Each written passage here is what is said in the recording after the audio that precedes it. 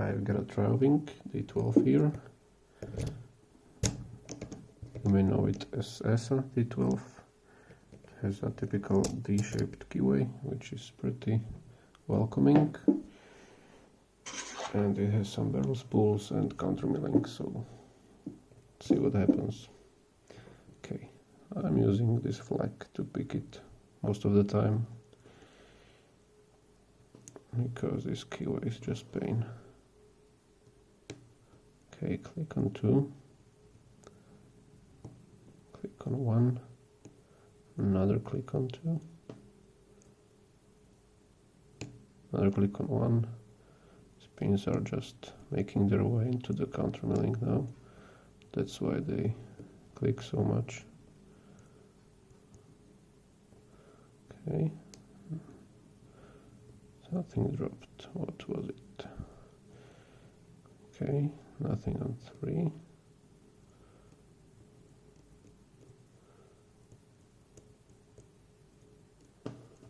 Now 4.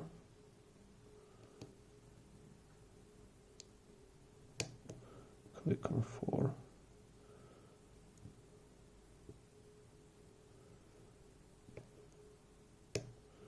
Click on 5.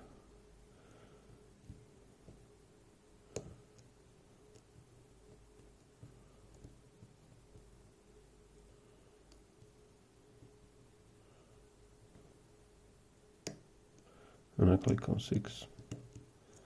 Okay, back to the beginning. I cannot reach 1 or 2, they're really high. Gonna come back to them soon. Now 3 is binding. Okay, got 1 click of him, and that's all I can do with the flag. Now that the pins are lifted, I can use this hook.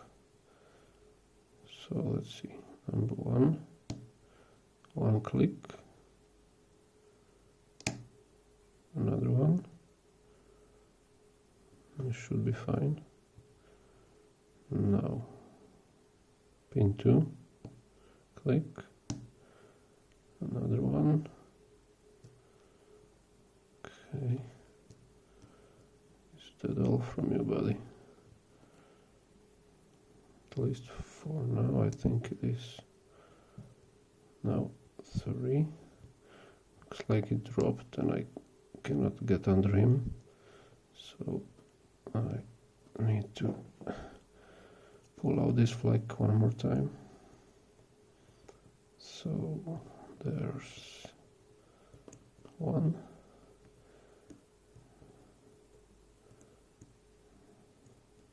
2, 3. Yes, he dropped.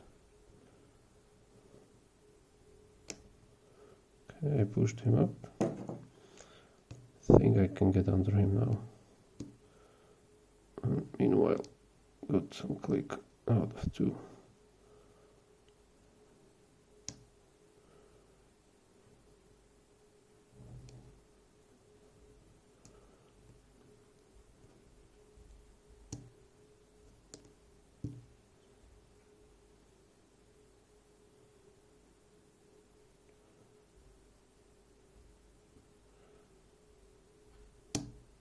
Okay, that was a click out of 3. I think I dropped something. Yes, it was 2.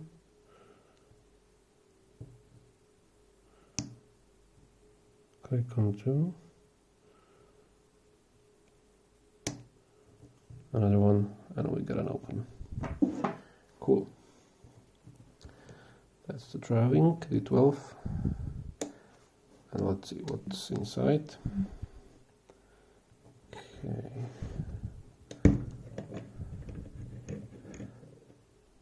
Let's keep this in frame.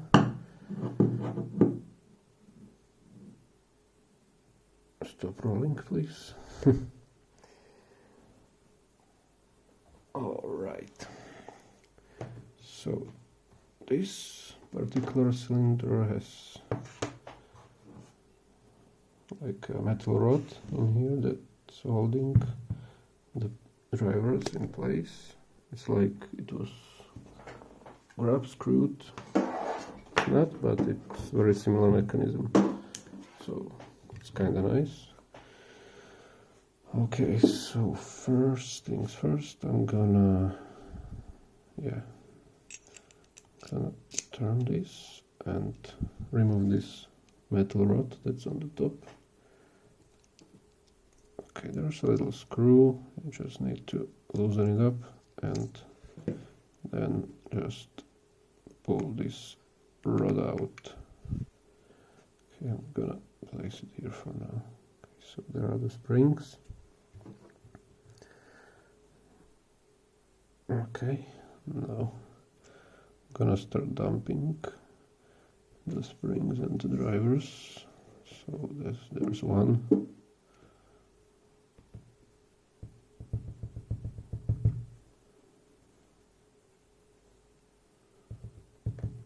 There's two.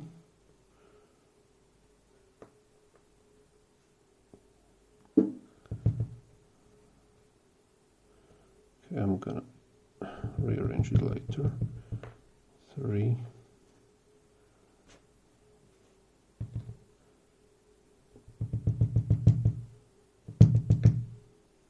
4.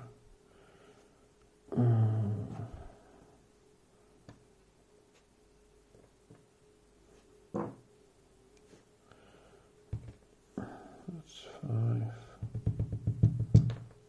Okay, and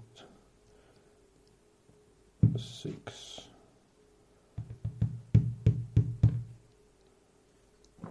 Oops.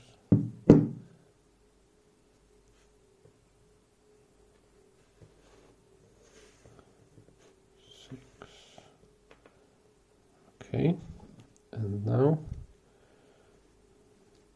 we can remove the key pins, but they have a weird shape and they cannot be gutted through here, so you need to unscrew this metal. Okay, first you need to actually remove this screw.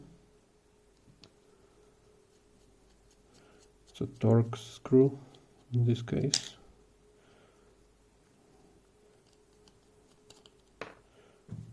Alright, and this metal thing comes off.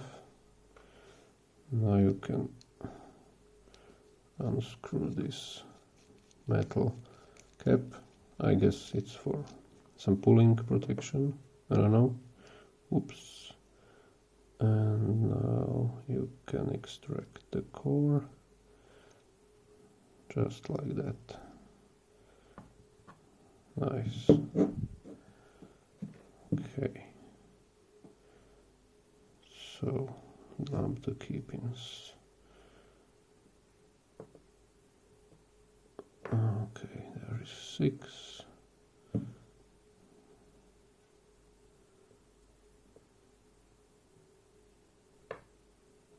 Five, 4. Why don't I have my tweezers?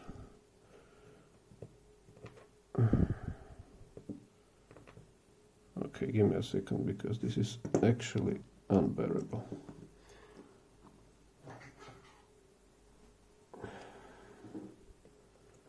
This was what for? Yeah.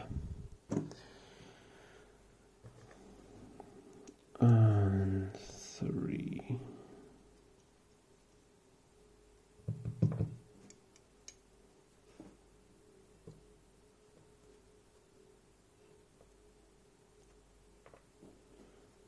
And 2.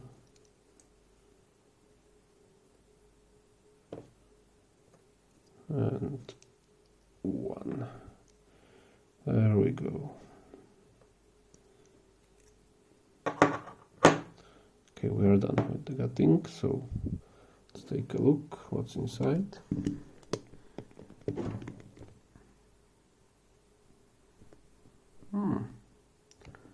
Okay, so that's too much of a zoom. Let's take a look at the drivers. We have the classic ASA barrel spools and it wouldn't be barrel spools if there was no country milling. It's there, as you can see. It's not that deep like in normal SLOX, but you can imagine that given that you have to, or you pick, or I picked this lock mostly with flex, it can be a huge pain in the ass to overcome this country milling with flex. So it worked really well, and the tolerances on the barrels were pretty good. And for the key pins we have a very interesting shape. Let me see if I can show it to you. These key pins have this weird bottom part that's shaped like, I don't know, there's a notch and it has two legs, and one is shorter, one is longer. And I think it's due to master keying, because if you take a look at the key, there's a lot more cuts than usual. So I think it has something to do with master keying. I'm not sure, but what this means is that if you pick this lock with a flag, you cannot just get under the key pin. You have to make sure that you know the orientation of the key pin, because the key pin can be inserted or it can be in the block either with this longer part facing to the front, so it can go there like this, okay, but it also can be inserted the other way around, right? So the longer part faces the back of the lock like this. So if you are using a flag, you need to know that where is this long part, because the key pin is like slanted one way. You can't usually, or you cannot just get under him. You need to either get behind him and hook onto the slanted part, or you can just bump into him and then you are basically there where you want to be. But it's not always possible to just come at the key pin and get under. Sometimes you need to like go around and back and then lift him. So that's like an added difficulty when you are using a flag. But it was worth it, because I cannot imagine picking this with the hook. I know it was done before, and huge respect to people who did it, by the way, but it's not me.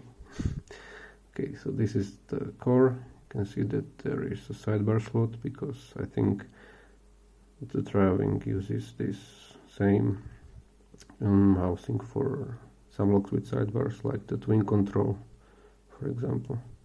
It's a pretty hefty lock, really nice lock. The tolerances were great, and in the end it was an enjoyable pick. It was scary first, but the usage of flex was really good. So yeah, okay, so thank you for watching. That's all for today. Hope you have a good one, and see you next time.